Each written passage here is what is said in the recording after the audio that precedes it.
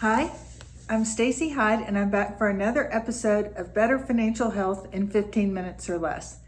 And today I'd like to talk about something that may come as a little bit of a surprise. It's when paying a little bit more for something is actually saving money. And what I want to talk about is things that we use all the time, either as part of our lifestyle, our everyday, or maybe it's some hobby or interest that we really enjoy. For example, I'm a tennis player and I have a tennis bag that I really like. I could have found one cheaper. In fact, I used to use one that somebody gave to me, but I didn't like it. And it was hard to get my stuff into, it was bulky. And I found one online that I really liked. I liked the way it looked, holds all my stuff, and it has different compartments. So I paid a little bit more, but I've already had it for about 1.5 years. Doesn't show any signs of wear, so I fully expect to continue to use it for many years to come. The same can also be true of outdoor gear. For example, maybe buying better ski pants actually helps you save money because they last longer, they don't lose their waterproofing, and they keep you warmer so you enjoy your time outside more often. I think that sometimes we can get caught up in not wanting to spend the extra few dollars to get a slightly nicer something, and instead we wind up having to replace it season after season. So we actually wound up spending a lot more money than if we just looked for and found the higher quality item right off the bat. And I think that that's something to keep in mind, particularly for people like me who tend to always want to find the deal or something like that, but oftentimes will buy the no name and then find out, okay, there's a reason that it cost $20 instead of $100. But when does it make sense to buy the $20 item? I would say for items that you're not going to wear often, maybe a special occasion dress or a particular pair of shoes to match that special occasion outfit. Well, you're not going to wear those a lot. So in most instances, unless of course it's a wedding or some big day like that, then you may want to splurge. But for something that you're not going to use or wear frequently, then getting something that looks okay but may not be the highest quality is going to be a perfect substitution there. And oftentimes you can find those knockoffs on, Amazon or just searching online for them. And I think that you can save money that way.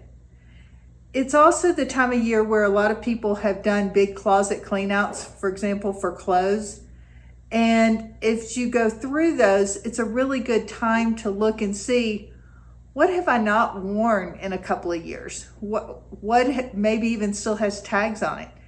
And really be deliberate going forward about, okay, maybe I'm going to try to wear those. Or if every time you go to pick it up, you're just like, go ahead and have a giveaway bag in your closet, and if you pick it up and you put it back down for the 10th time and decide you don't want to wear that item, go ahead and put it in that giveaway bag.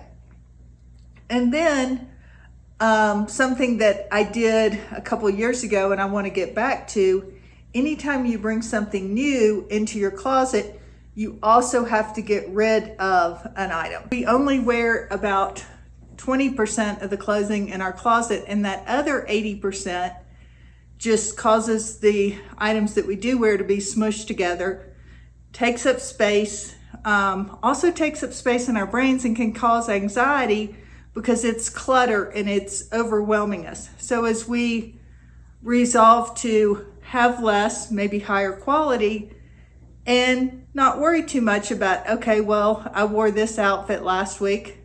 Well, Steve Jobs, obviously one of the most wealthy people that ever lived, he wore the same outfit every day because he didn't want to think about it. Now, I'm not advocating that. I can't even imagine that.